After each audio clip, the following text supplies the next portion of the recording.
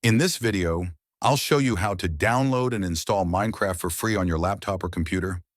First, go to the link provided in the description, then scroll down and download Minecraft Java Edition for Windows 10 or Windows 11. After the download is complete, open the Minecraft launcher, check the box to accept the Minecraft terms and conditions, and click Install.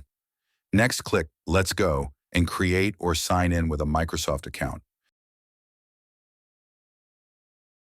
Make sure the Microsoft account is newly created.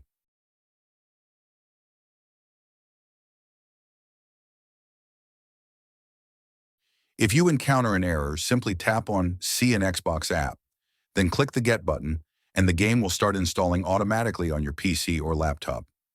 Once the installation is complete, tap on Play, click Sign in with Microsoft, and as you can see, the game has been successfully installed. After that, tap on Play as Demo. This is the official Minecraft trial version. That's it for this video. If this helped you, don't forget to like, share, and subscribe.